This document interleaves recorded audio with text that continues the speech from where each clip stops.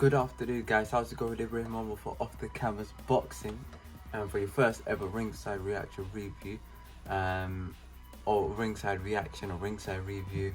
Working on the names, guys, but we literally had an amazing card that happened yesterday, 4th of October, and I'm literally here to run through the reaction and run through what my opinions on all of the fights. We had Akif Fiaz versus Kane Baker, very good fight. Akif Fiaz was like Mayweather-esque. He was jabbing and moving and staying out of range because Kane Baker kept coming forward with speed, precision.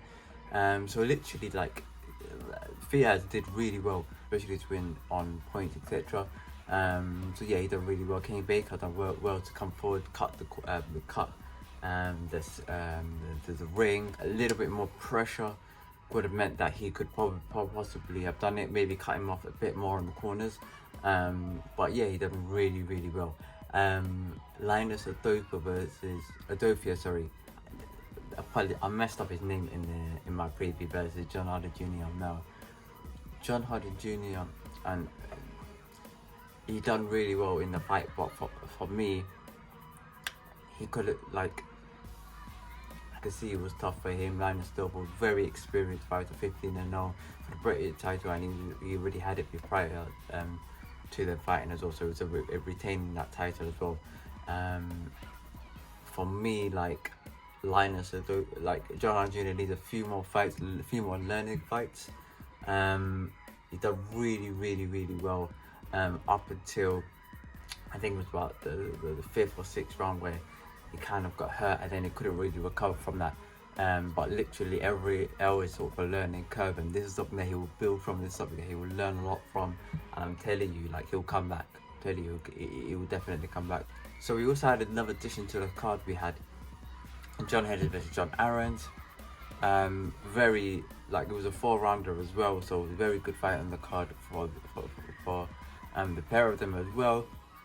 We also had Alan the Savage Babbage against Now Kennedy. Now, initially, I'm not even gonna lie, he kept on missing, he kept on throwing long, he kept on, like, swinging, and Now Kennedy looked like he could take the punch, so I was a bit worried for Alan Savage Babbage.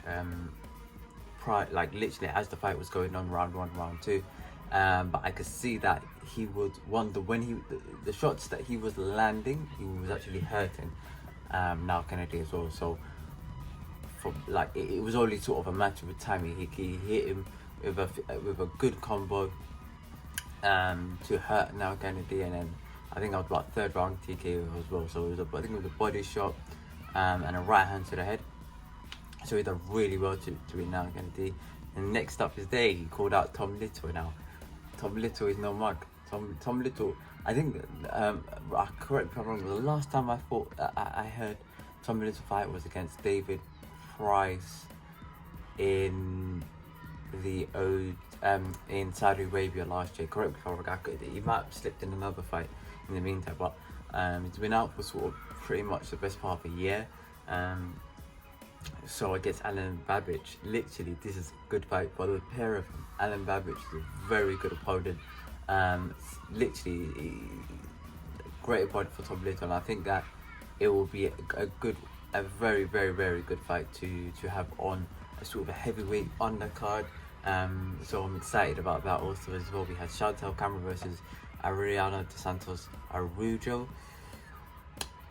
Yeah, this is one-way traffic. Literally, yeah, it was all Chantel Cameron from round 1 to round 10. I think it was just one-way traffic. And I don't know whether it was a lack of motivation from Adriana Araujo, simply because the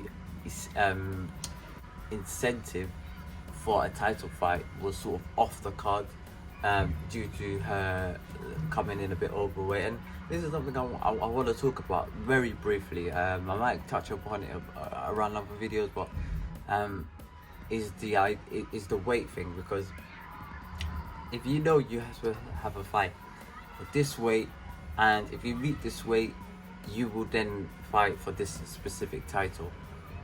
If that fighter then comes overweight. For me, I think they should just scrap that fight, because there's no point. What are you fighting for?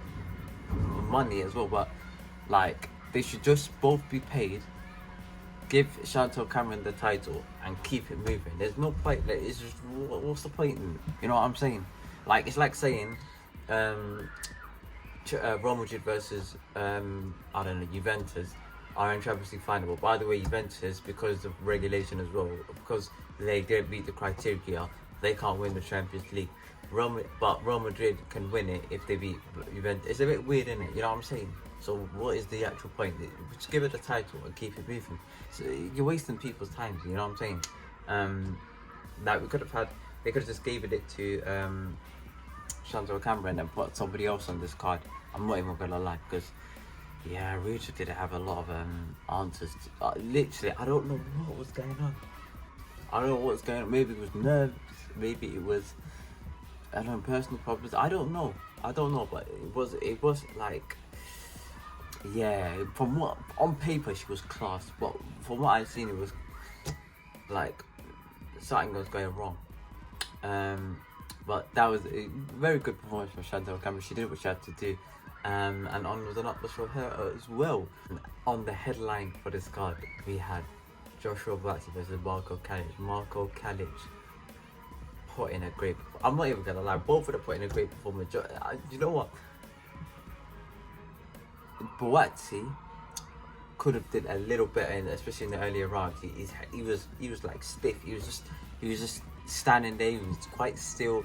Got caught with a good, I think it was a right hand to the right. He got caught on his eye. I think it was from a right hand or something. So he was sort of walking into punches as well, and it's quite dangerous to do that. Really dangerous to do that. Walking into punches as well. Like, he weren't really moving his head a lot. A couple of times as the fight grew on, you know, his movement became better. He loosened up the jab. Do you know what? Like, Calic had an answer for his jab. So once he threw the jab, Calic came in with a quick 1-2. All he was doing is 1-2s moving out, 1-2 moving out, 1-2 moving out, and 1-2. He weren't doing much. You know what I mean? But for me, Joshua Buatsi started really slow, grew into the fight a little bit more confidence, and for me, once it hit round 4, I believe the table started turning. Put in a lot of good performances, kept catching Calic with the right hand, but it also kept on missing as well. I always had to see a couple of rounds he was just swinging, like, and I heard from his corner said, like, don't swing, like, you can do better than this. So from like, he'll be looking at this thinking, although he was a very tough opponent, he made a few mistakes as well.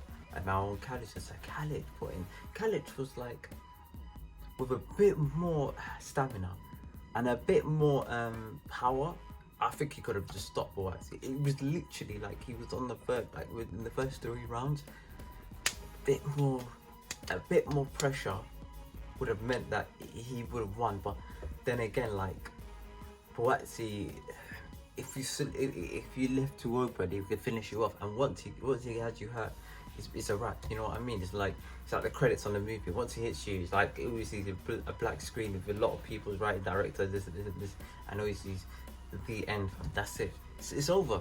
But Calic put in a great performance. I want to see Calic fight somebody else as well.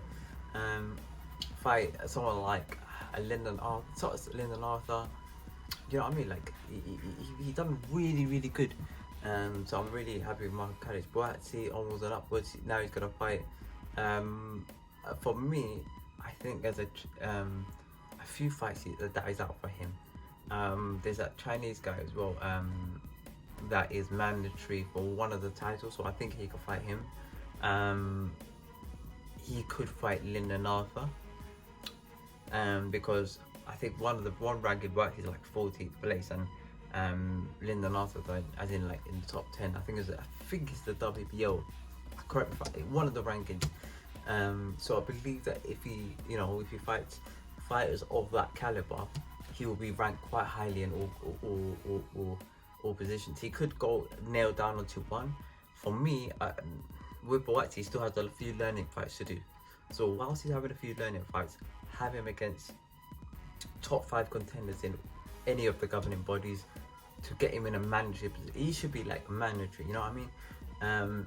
And have once I believe the Yard will win a title before Buatsi, so it'll be a good, like, Buatsi will be mandatory to Yard, you know what I mean? Like, that's something like I want to see that fight. Not next though, not next. Buatsi needs a few more learning fights. I want to see Anthony Yard against Lyndon Arthur. I'm telling you, Lyndon Arthur is no pushover. I've heard a lot of good things about him up in North, so literally in Manchester. So great performance, or great things are going to happen with Buatsi, and onwards and upwards. Next card is on the 17th of October, which is a special day for me. You know why? More life to me, you know what I'm saying? So literally, guys, it's going to be a good fight on that card as well. Like, we're doing a preview for that, punch-up preview for that also as well. More videos to come in the future, but this is just ever ringside reaction to the 4th of October card. Best of luck with everything that you're doing this week, guys. You know, Monday, come on guys, and this is the start of something new, you know what I'm saying? You guys can do amazing things this week. Chin up, get grinding, you know what time it is, guys. Peace, love and prosperity, and I'll catch you guys in a bit. Peace.